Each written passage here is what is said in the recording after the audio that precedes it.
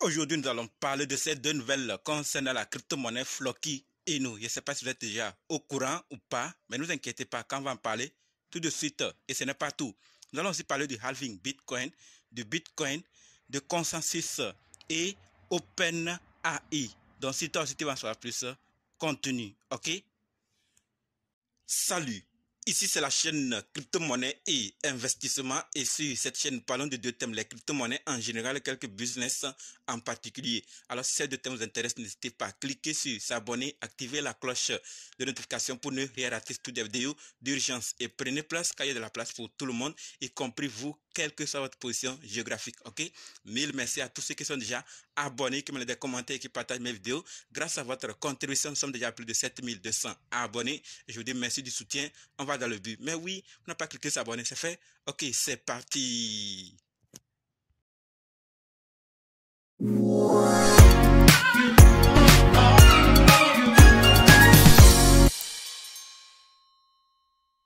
Comme dit, nous allons parler de ces nouvelles. Nous allons d'abord parler du halving Bitcoin, ensuite de Bitcoin, de consensus d'OpenAI et finir avec ces deux nouvelles intéressantes concernant la crypto-monnaie Floki Inu. Donc restez jusqu'à la fin pour qu'ensemble on puisse découvrir ces nouvelles et prendre nos dispositions. Ok? Par rapport au halving du Bitcoin, ce que nous devons savoir, c'est que une pancarte sur le halving de Bitcoin a été aperçue devant la Banque fédérale de réserve de Cleveland. Comme vous êtes en train de le voir actuellement, donc nous sommes devant la Banque fédérale de réserve de Cleveland et on aperçoit une pancarte sur le halving de Bitcoin. On parle d'une banque, d'accord, et fédérale surtout. Donc, nous voyons clairement que le Bitcoin est en train de s'imposer, de prendre la place malgré tout ce qui se dit, c'est en train d'intégrer. Et tout le monde est en train de rentrer pour prendre sa part du gâteau. Donc, sachons clairement que c'est ce qui s'aperçoit et que nous devons aussi comprendre que plusieurs ont déjà compris, c'est une question de temps pour que le Bitcoin puisse être légalisé, accepté partout comme quelque chose de sérieux, malgré, j'en ai plusieurs fois parlé ici de certaines grandes personnalités, jusqu'alors pensent que le Bitcoin et les crypto-monnaies de façon générale sont là pour faciliter uniquement des choses négatives, comme la vente de drogue ou ce qui est lié au sexe, alors qu'on va au-delà de ça avec le Bitcoin.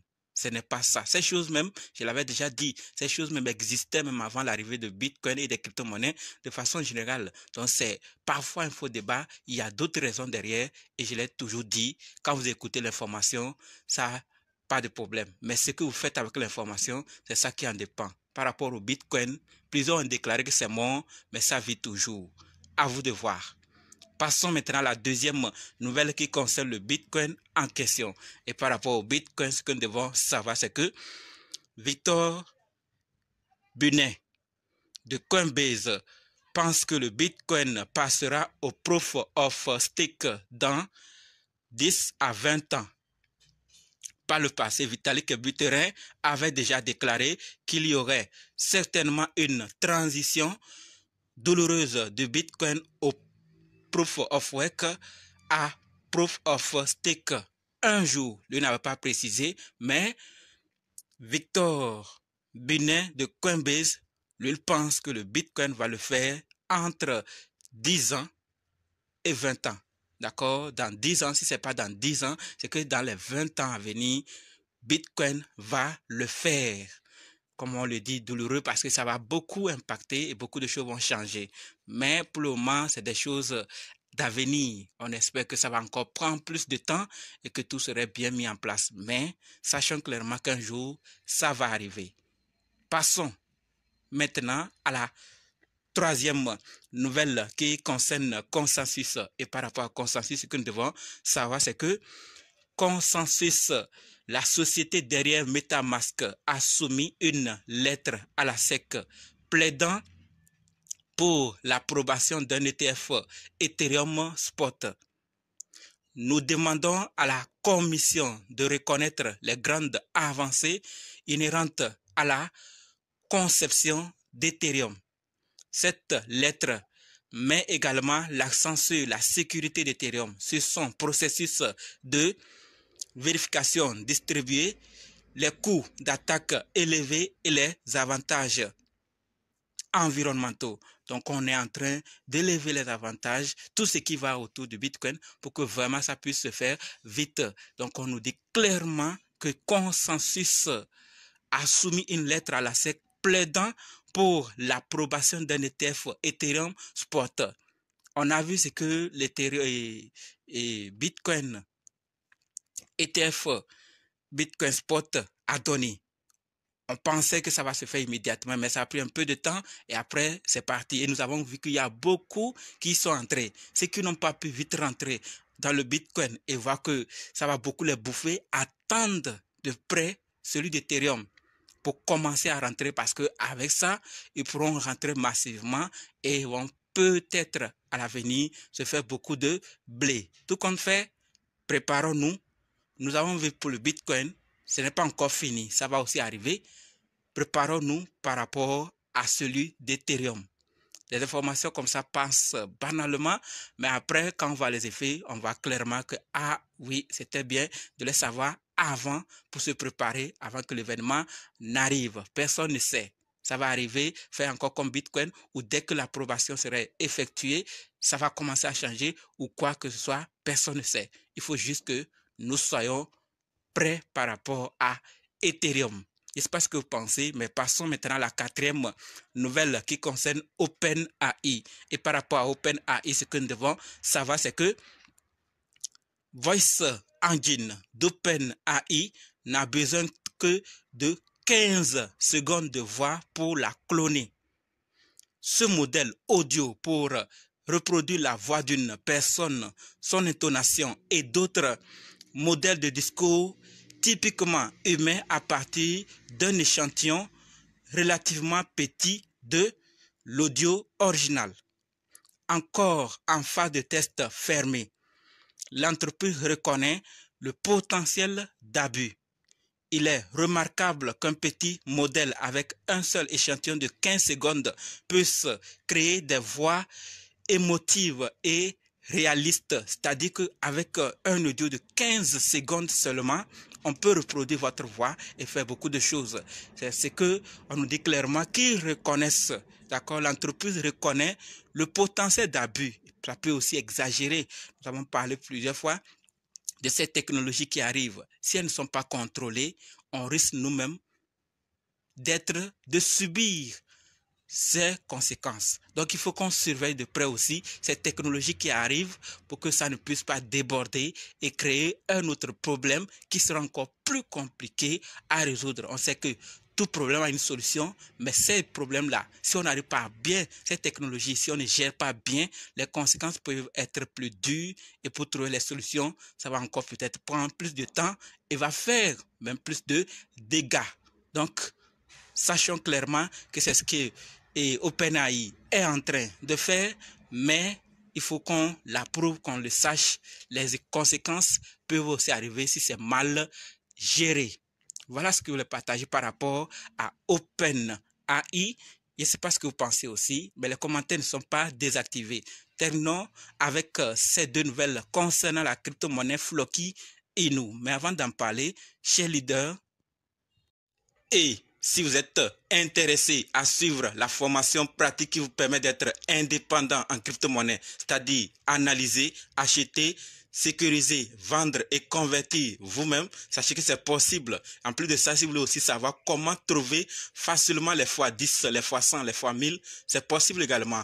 Et si vous voulez aussi savoir quand entrer et quand sortir, c'est-à-dire quand acheter et quand vendre, vous le découvrirez aussi dans cette formation. Donc, si vraiment vous êtes intéressé, cliquez juste sur le lien qui est dans la description et écrivez-moi directement sur WhatsApp pour qu'on puisse commencer, ok? Par rapport à Floki et nous avons deux nouvelles. La toute première concerne le PDG de BlackRock. Et ce que nous devons savoir, c'est que Larry Fink, PDG de BlackRock, estime que la tokenisation est la transformation technologique des actifs financiers et que les ETF Bitcoin et Ethereum ne sont qu'un tremplin vers cette transformation. Token est bien placé pour capitaliser sur la vague de tokenisation RWA.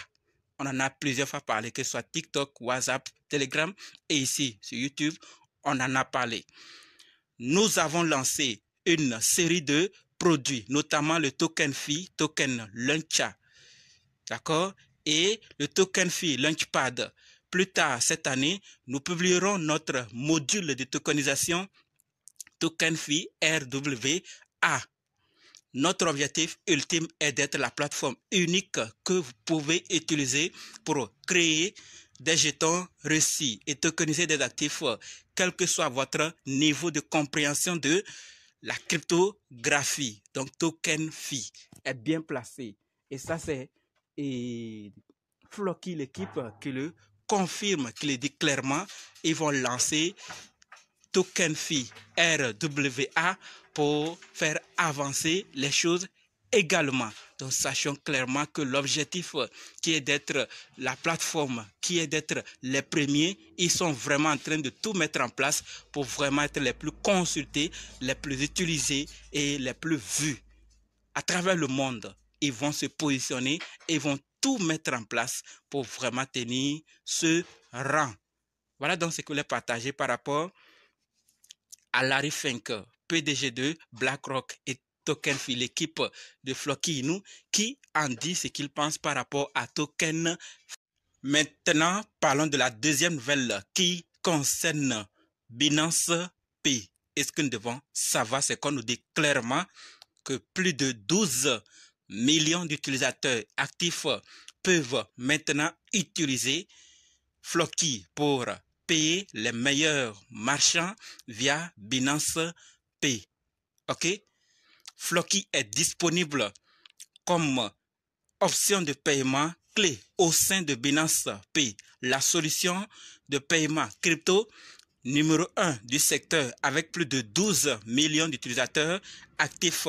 Cela signifie que plus de 12 millions d'utilisateurs actifs peuvent utiliser Floki pour payer des commerçants pour des biens et des services à travers le monde et sur le marché de l'application Binance. Réserver des vols, hôtels, acheter des cartes, cadeaux, des recharges mobiles et plus encore. Donc, si vous voulez payer des maisons, vous voulez payer des objets de luxe, vous pourrez désormais le faire pour des entreprises ou avec des entreprises que Binance Pay travaille. Donc, si Binance Pay travaille, sachez clairement que Floki maintenant est disponible sur Binance Pay. Donc, à travers Binance Pay, vous allez utiliser vos Floki et acheter ces produits de luxe ou ces services que ces entreprises offrent. C'est pas génial? Tout compte fait, je sais qu'il y en avait plusieurs qui attendaient, d'autres peut-être pas. Ils ne savent même pas de quoi on entend parler. C'est pas grave. Vous en comprendrez peut-être quand dans votre pays, on dira clairement que l'entreprise telle utilise ou accepte Floki. Là, vous comprendrez que ce qu'on disait avant, c'est vrai. En tout cas, dans d'autres pays ou dans certaines régions, c'est déjà possible. Ceux qui en ont doivent le faire ou peuvent le faire s'ils en veulent, bien sûr. D'accord? Donc, c'est ce que je voulais partager par rapport à Floki Inu, par rapport à la tokenisation et par rapport à Binance Pay. Je ne sais pas ce que vous pensez, mais merci d'avoir suivi jusqu'ici. Et maintenant, on se donne rendez-vous dans d'autres vidéos, dans les commentaires. N'oubliez pas de nous rejoindre sur Telegram, WhatsApp, Facebook. Les liens sont dans la description. Et pour ceux qui sont prêts pour la formation, dites simplement, je suis prêt, je veux votre formation. OK? Merci.